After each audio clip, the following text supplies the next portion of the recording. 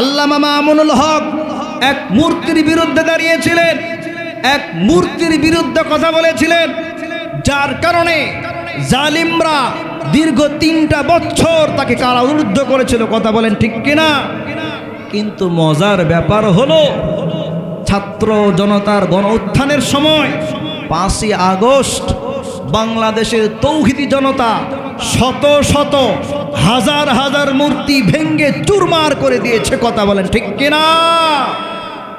ওয়ালাকাদ আতাইনা লুকমানাল হিকমাতা আনিশকুর লিল্লাহ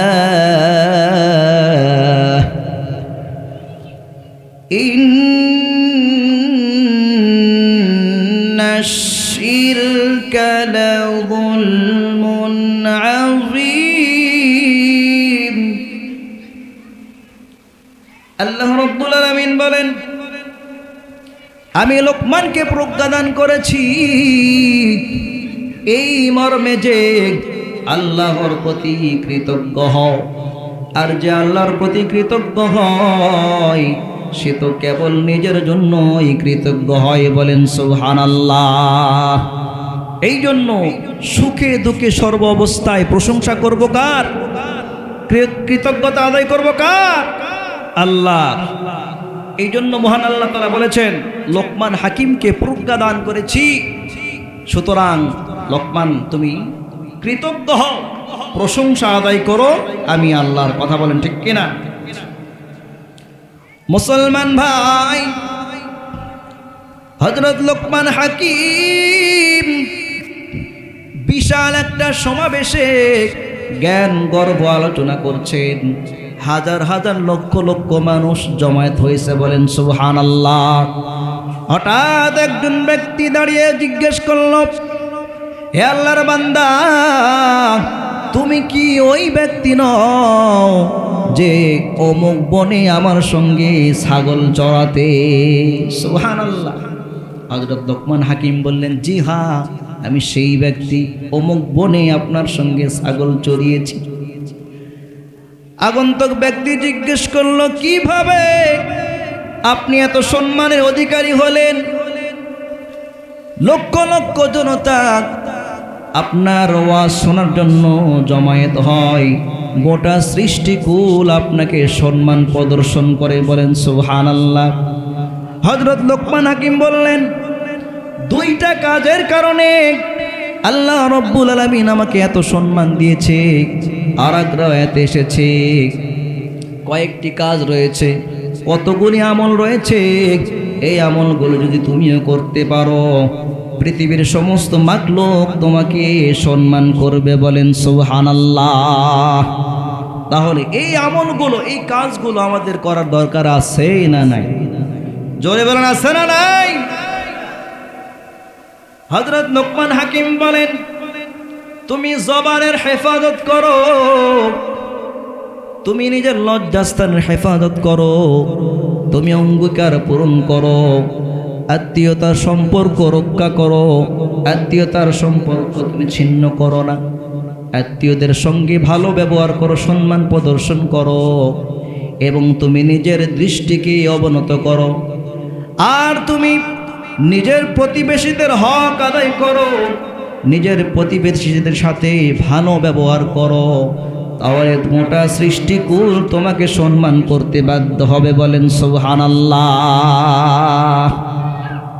এই জন্য আল্লাহ পাক আমাদেরকে এই সমস্ত আমল বেশি বেশি করার তৌফিক দান করুন। সকলে বলে আমিন। প্রিয় ভাইরা আমার, সূরা লোকমানের 13 নম্বর আয়াত, আল্লাহ রাব্বুল আলামিন বলেন, وَإِذْ قَالَ لُقْمَانُ لِابْنِهِ وَهُوَ يَعِظُهُ يَا بُنَيَّ لَا تُشْرِكْ بِاللَّهِ إِنَّ الشِّرْكَ لَظُلْمٌ عَظِيمٌ।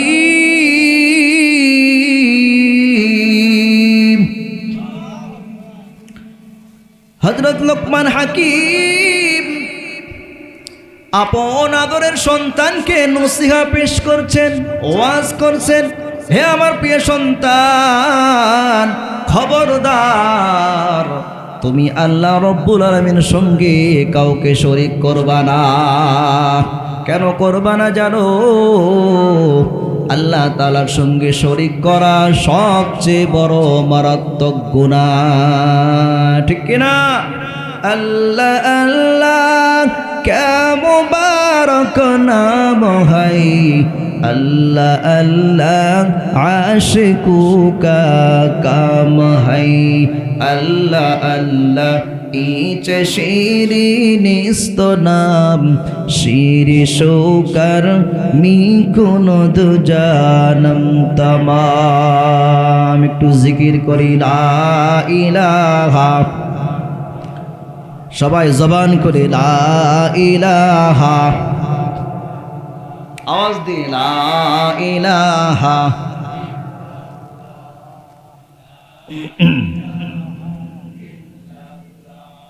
লা ইলাহা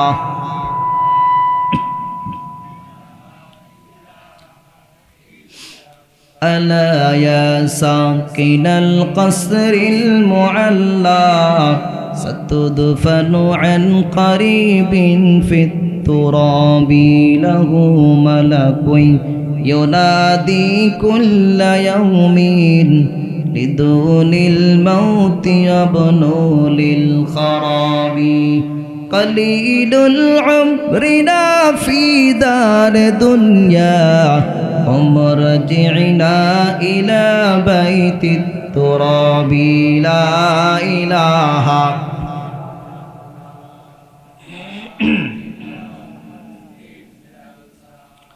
لا إله إلا الله محمد رسول الله صلى الله عليه وسلم।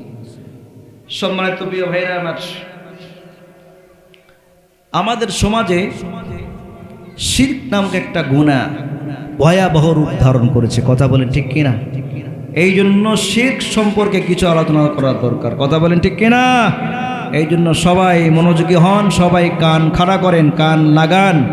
মা বোনেরা যে যেখানে আছেন সবাই ভালো করে শুনবেন এই শিরকের আলোচনা। শুনবো তো ইনশাআল্লাহ? শিরক কাকে বলে, কত প্রকার, কি কি, শিরকের ভয়াবহতা কি, এর শাস্তি বা কেমন জানার দরকার আছে না নাই? জয় বলুন, আছে না নাই?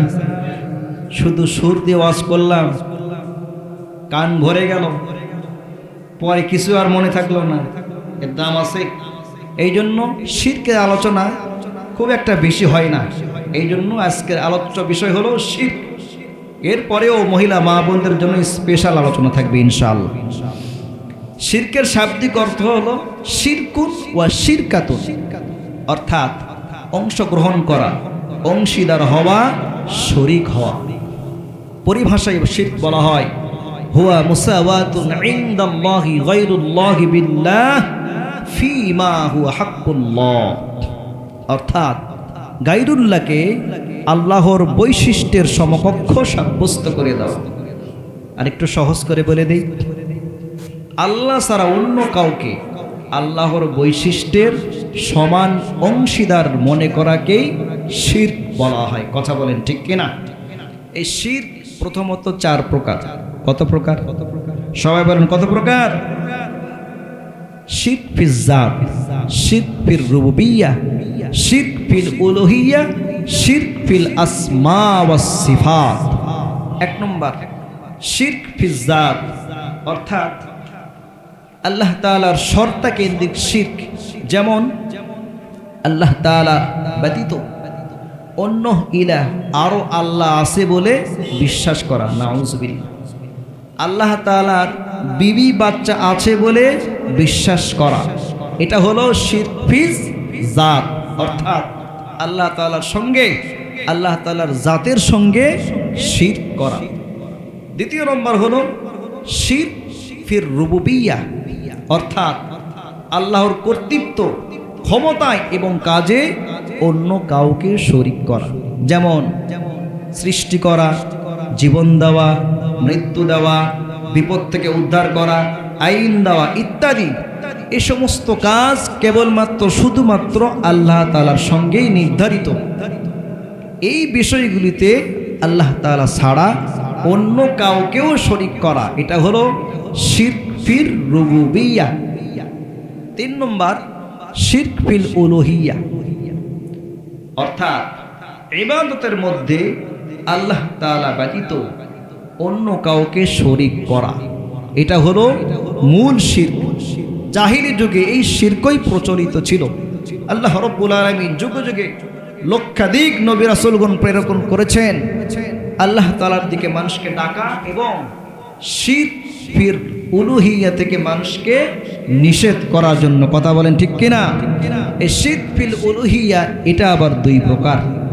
1 নম্বর শিরক, শিরকে আকবার অর্থাৎ বড় শিরক। 2 নম্বর শিরকে আসগার অর্থাৎ ছোট শিরক। শিরক ফিল আকবার বা বড় শিরক বলা হয় আল্লাহ তাআলার সাথে অন্য কাউকে তার সমকক্ষ মনে করা। বলেন নাউযুবিল্লাহ, এটা হলো সবচেয়ে বড় শিরক। এই শিরকের মাধ্যমে একজন ঈমানদার ঈমান থেকে বের হয়ে চিরস্থায়ী জাহান্নামে হয়ে যায়। বলেন নাউযুবিল্লাহ। তওবা ছাড়া তার বাঁচার আর কোনো পথ থাকে না। যেমন মাজার পূজা করা, মাজারে সেজদা করা, মাজারে ছিন্নি দেওয়া এবং মাজারে গিয়ে সন্তান চাওয়া। কথা বলেন ঠিক কিনা? এমন মানুষ আমাদের সমাজে আছে না নাই? কম না বেশি? ঠিক এমনি ভাবে কবর পূজা করা, কবরে সেজদা দেওয়া, কবরে ছিন্নি দেওয়া, কবরে মান্নত করা, এমনি ভাবে গায়রুল্লাহকে ডাকা, গায়রুল্লাহর কাছে প্রার্থনা করা, সাহায্য চাওয়া এবং মূর্তি পূজা করা, মূর্তি বানানো, মূর্তির প্রতি প্রেম প্রীতি ভালোবাসা, এটা নিজের অন্তর দিয়ে মূর্তিকে ভালোবাসা। বলেন নাউযুবিল্লাহ। প্রিয় ভাইরা আমার, এক মূর্তির বিরুদ্ধে দাঁড়িয়েছিলেন আল্লামা মামুনুল হক